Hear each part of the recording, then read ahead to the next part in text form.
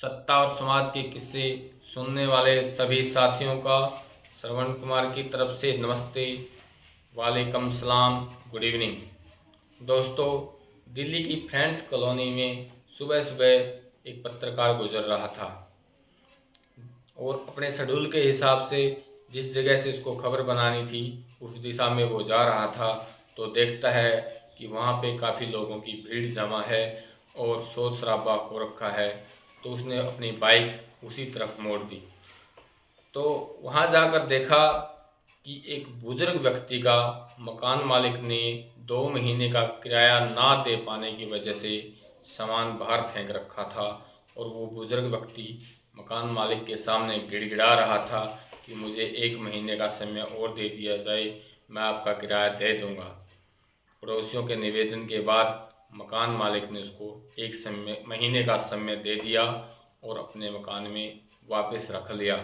जैसे ही पत्रकार ने ये दृश्य देखा तो उन्होंने तुरंत अपना कैमरा निकाला और उसके फ़ोटो खींच लिए, उस भीड़ के फ़ोटो खींच लिए, उस बुजुर्ग व्यक्ति के फ़ोटो खींच लिए कि क्यों न इस खबर को अखबार में छापा जाए। जैसे ही उसने वापस जाकर अपने संपादक महोदय को वो तस्वीरें दिखाई तो संपादक महोदय की आंखें खुली की खुली रह गई। अगले ही दिन अखबार के पहले पेज पर छपा कि 2 बार के प्रधानमंत्री किराया ना देने की वजह से सामान बाहर फेंक दिया गया। आज हम बात कर रहे हैं देश के पूर्व कार्यवाहक प्रधानमंत्री श्री गुलजारी लाल नंदा की। श्री गुलजारी लाल नंदा का जन्म 14 जुलाई 1898 को पाकिस्तान के सियालकोट के पास एक छोटे से गांव में हुआ था। उन्होंने 8वीं तक की पढ़ाई गांव से ही की।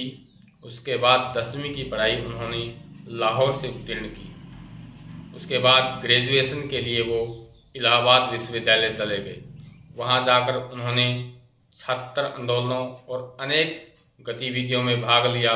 उसके बाद महात्मा गांधी द्वारा चलाए गए स्वतंत्रता आंदोलन में कूद गए। 1920 में उन्होंने भारत छोड़ असहयोग आंदोलन में हिस्सा लिया, सविनय अवज्ञा आंदोलन में भी हिस्सा लिया और नमक कानून तोड़ने के लिए भी जो आंदोलन चलाया गया उसमें भी हिस्सा लिया।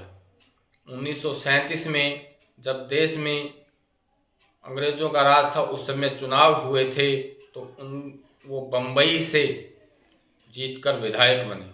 1940 में कांग्रेस पार्टी जब विश्व युद्ध चल रहा था तो कांग्रेस पार्टी के बहुत से सांसद और विधायक और नेता इस चीज़ से नाराज़ थे। अंग्रेज़ों से काफ़ी हद तक वो नाराज़ थे और उन्होंने इस्तीफ़ा दे दिया और इस्तीफ़ा देने वालों में गुलजारी लाल नंदा सबसे पहले स्थान पर थे।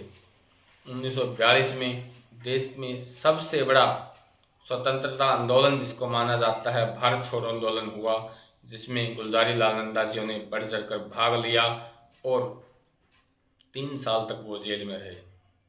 15 अगस्त 1947 में देश आज़ाद हो गया।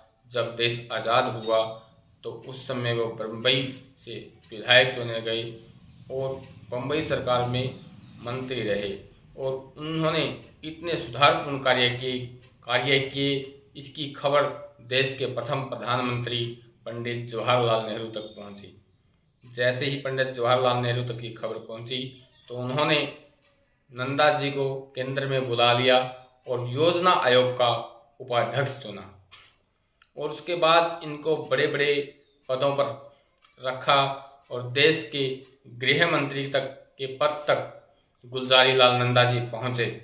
ये गुलजारी लाल नंदा जी ही थे जिन्होंने पंडित जवाहरलाल नेहरू की मृत्यु के पश्चात लाल बहादुर शास्त्री का नाम कामराज के सामने रखा था और देश को इतना कद्दावर नेता दिया था। पंडित जवाहरलाल नेहरू जब 1964 में उनकी मृत्यु हो जाती है, देश चीन युद्ध से उबरा भी नहीं था। चीन की नज़रें अब भी भारत के ऊपर थी और देश में डर और दहशत का माहौल था कि देश के सामने एक ही बहुत ही बड़ा संकट आ गया। उसके बाद कार्यवाहक प्रधानमंत्री रहे गुलजारी लाल नंदा जी 13 दिनों तक। जैसे ही लाल बहादुर शास्त्री देश के प्रधानमंत्री बने तो देश ने फिर पाकिस्तान से युद्ध जीता और काफ़ी क्षेत्रों में तरक्की भी की। लेकिन देश के ऊपर फिर से एक बहुत बड़ा संकट आया और लाल बहादुर शास्त्री जी की मृत्यु हो गई। उसके बाद फिर से 13 दिन के लिए प्रधानमंत्री चुने गए गुलजारी लाल नंदा जी। ये गुलजारी ही थे जिनके सहयोग से देश की प्रधानमंत्री बनी श्रीमती इंदिरा गांधी और देश की गृह मंत्री बने श्री गुलजारी लाल नंदा जी, जिनकी हैसियत दूसरे बड़े नेता के रूप में थी। गुलजारी लाल नंदा जी के समय में संसद के ऊपर बहुत बड़ा हमला हुआ। संतों ने गौ हत्या को लेकर के देश में बहुत बड़ा आंदोलन किया और संसद पे भी हमला किया, जिसमें कामराज जी बड़ी मुश्किल से बाल बाल बचे थे। और इस हमले को देखकर गुलजारी लाल नंदा जी ने नैतिकता के आधार पर अपने पद से इस्तीफा दे दिया और 1971 में अपना आखिरी चुनाव कुरुक्षेत्र लोकसभा से लड़ा। कुछ समय बाद इन्होंने अपने पद से इस्तीफा दे दिया और राजनीति से स्थायी रूप से संन्यास ले लिया। उनकी देश में उनकी राजनीतिक कद इतना बड़ा था कि जब देश की प्रधानमंत्री श्रीमती इंदिरा गांधी ने 1975 में देश में आपातकाल की घोषणा कर दी। ये 26 जून 1975 को देश में आपातकाल की घोषणा हुई थी। उसकी एक शाम पहले 25 जून 1975 को श्रीमती इंदिरा गांधी और उसके सचिव R.K. धवन गुलजारी लाल नंदा के पास उसी 8 फुट के कमरे में पहुंचे और उनसे अपील की कि आप इमरजेंसी के पक्ष में 2 शब्द बोल दें। लेकिन उसूल और सिद्धांतों के पक्के श्री गुलजारी लाल नंदा जी ने उसके पक्ष में एक भी शब्द बोलने से इनकार कर दिया। ताउम्र उन्होंने ईमानदारी, उसूल और सिद्धांतों की राजनीति की। खैर, उस वीडियो के बाद क्या हुआ ये मैं आपको बताना चाहता हूँ।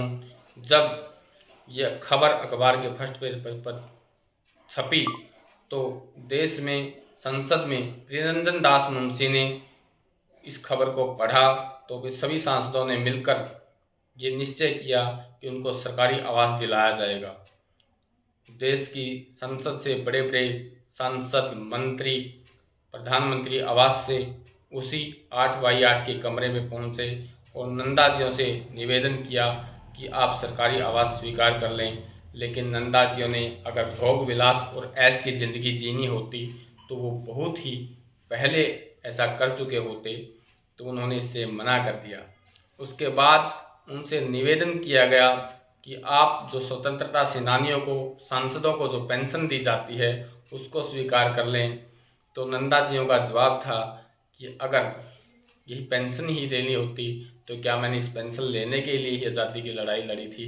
तो उन्होंने पेंशन लेने से भी इनकार कर दिया। लेकिन बाद में काफ़ी अनुरोध के बाद उन्होंने पेंशन लेना स्वीकार कर लिया और वो मकान छोड़कर अपनी बेटी के पास जाकर रहने लग गए।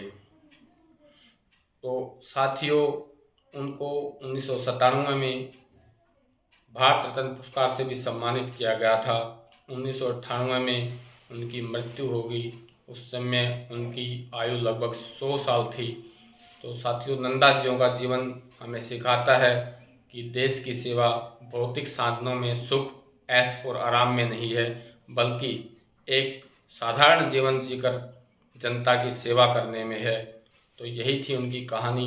अगर मेरा चैनल पसंद आया हो तो लाइक, शेयर एवं सब्सक्राइब करना ना भूलें। अगला वीडियो किस नेता पर बनाना है ये भी कमेंट बॉक्स में अवश्य लिखें। धन्यवाद।